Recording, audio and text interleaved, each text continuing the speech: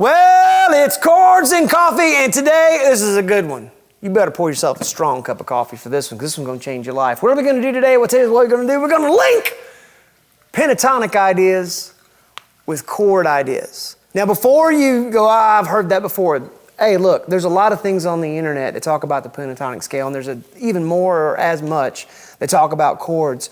But what I want to help you with today is I want to take some familiar pentatonic patterns, right? And if you've been playing for a little bit, you ought to have some pentatonic stuff in your hand. And if you don't, you will by the end of this with some familiar shapes.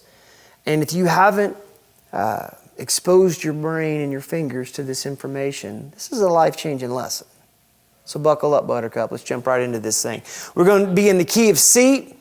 We're going to take A minor pentatonic. You know this, but here it comes one more time, starting from the 8th fret to the high E.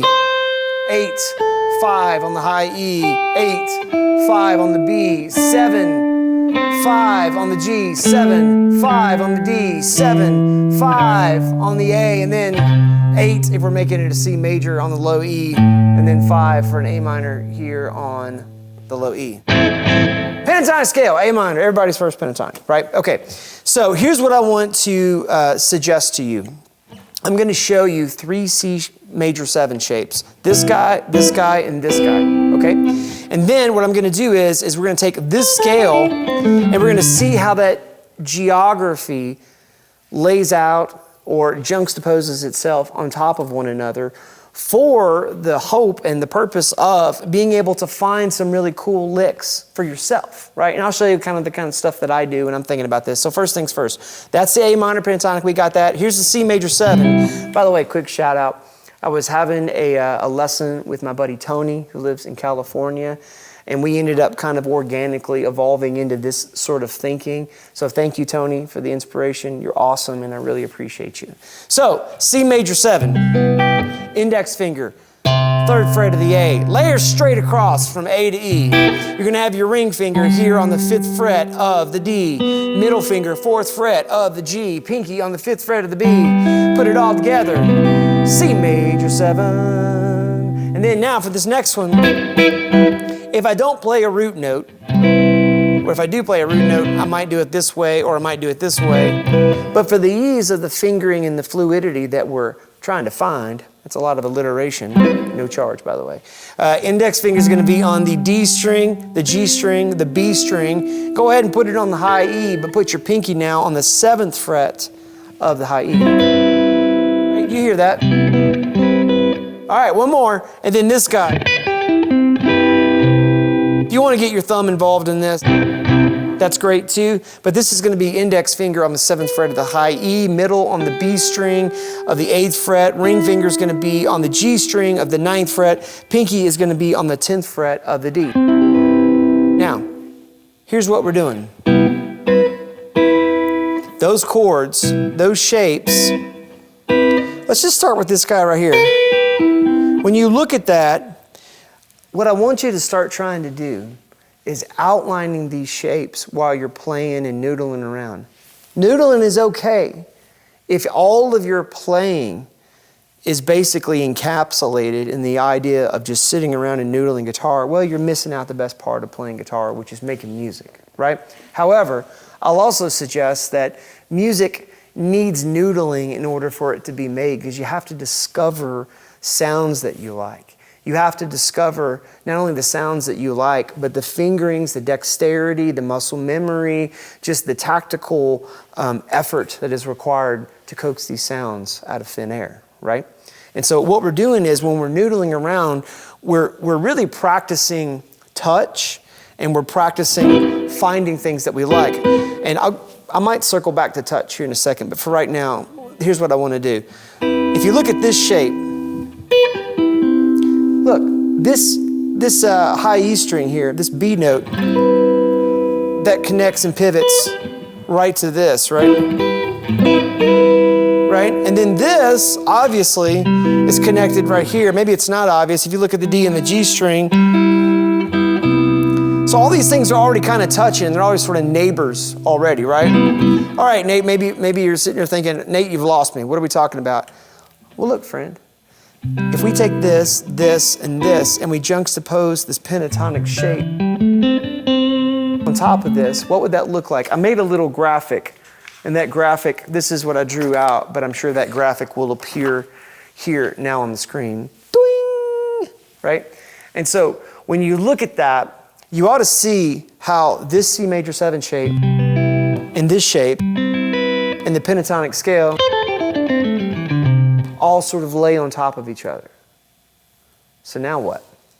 Well, now what is one of the first things that I discovered just messing around with this stuff, and I forget who showed it to me, and maybe I discovered it on my own by accident, or maybe just someone did it and I realized what was going on, or maybe it was just like this, we were having a cup of coffee. What I discovered that I like, that B note in a pentatonic scale,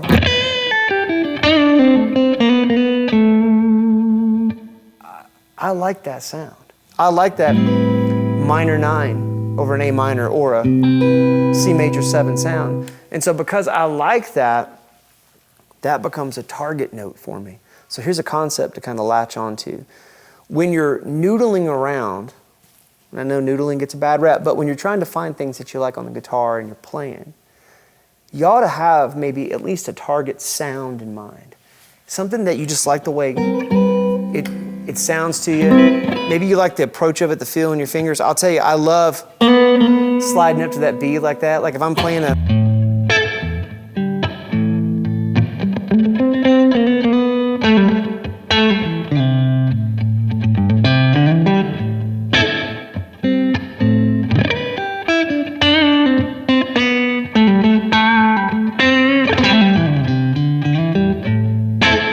I like the way that B sounds it gets there. And in my mind, I'm just seeing this shape and how they connect. But wait, there's more. If I go up here to the BB box, remember we talked about the BB box. For A minor, BB meaning BB King, and he kind of has been known to have some incredible solos that are born out of this basic geography, right? If we look at the A minor scale, A minor pentatonic scale, and we're on the 9th fret of the G, 8th fret of the B, 10th fret of the B, 8th fret of the high E, 10th fret of the high E, and we're doing like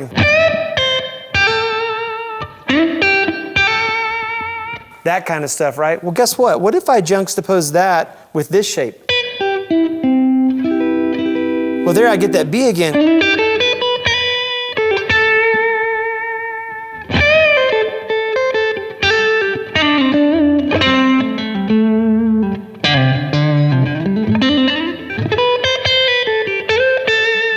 So all I'm doing here is when I'm noodling around, I'm just experimenting with this box and adding that B note from that shape, but also I'm training my eyes to see how these shapes all connect. Does that make sense to you? Usually when I ask this question, I kind of look at the cameraman, who's Jordan right now, and if he kind of nods his head, then I know I'm on the right track. Does that make sense to you? No pressure. If it doesn't, comment below. Reach out to me. We'll iron that out. But there's another level beyond this. So I just showed you a couple shapes here. What would happen if instead of just thinking about C major shapes, you know these guys here. So we've got the old A minor shape, which we've done many times before. Let's do it this way here, where you've got your index finger, sort of the Stairway to Heaven A minor, index finger on the G string, the B string, the high E, ring finger of the 5th fret, and then the ring finger is going to be on the 7th fret of the D. And then let's do our D minor 7 right here, index finger from the A string all the way to the high E. You're going to put your middle finger on the 8th fret of the B, and then your ring finger on the 7th fret of the D. Right? And then let's think about the F shape like this. It's really like a C shape, slit up here, right? Does anybody else think of Looney Tunes when you do that? Right? Anyway. If you're not old enough for Looney Tunes, that was a show that had a rabbit and a duck. Anyway, moving on. So you've got your index, or your pinky is going to be on the 8th fret of the A, ring finger is going to be on the 7th fret of the D, and then you're going to do the tiniest of bars. It's going to be on the G string all the way to the high E across the 5th fret with your middle finger on the 6th fret of the B. We'll come back to that in just a second. And then this C shape. Now before you get like, gah, brothers, sisters, friends, family, this is just the pentatonic scale as far as the grip goes. I've got my index finger straight across the 5th fret, starting from the D all the way to the high E. Pinky's gonna be on the high E 8th fret. And then I'm basically just building a G here underneath this, a G shape. Right? And then I've got my pinky's on the high E of the 8th fret. Middle finger is on the 7th fret of the A. And then ring finger's on the 8th fret of the low E. So what would happen if I'm grooving along here?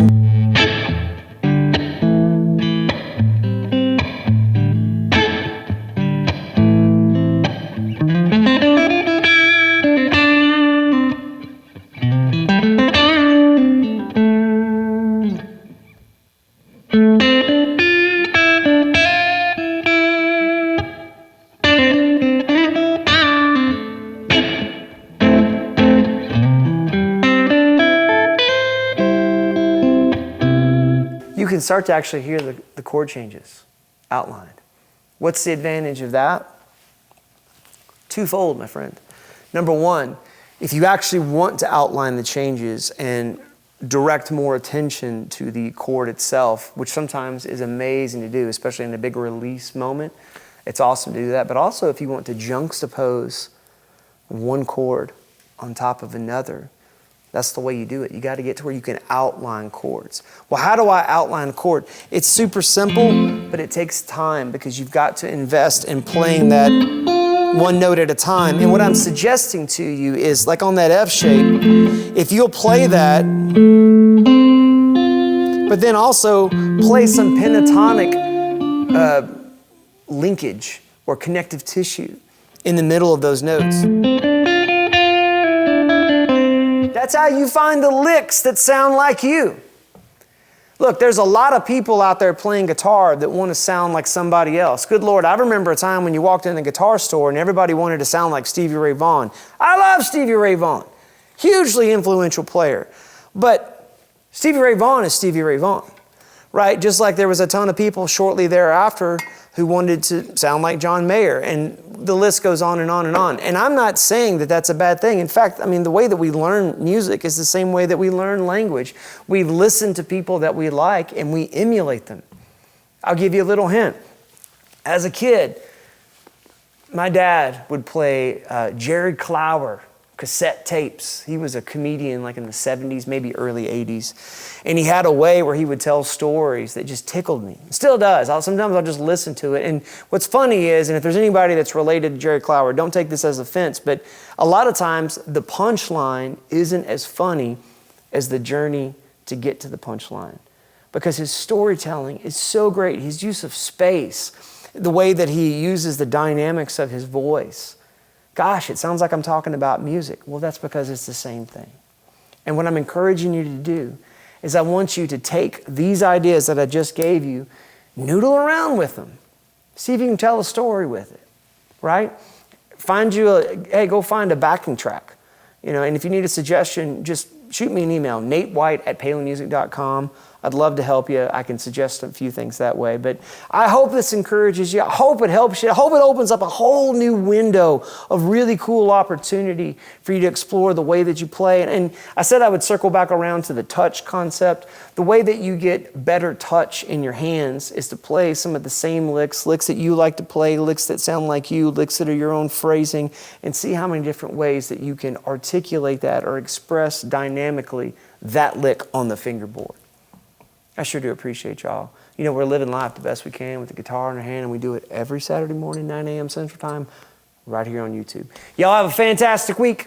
We'll see you next Saturday for another Chords and Coffee.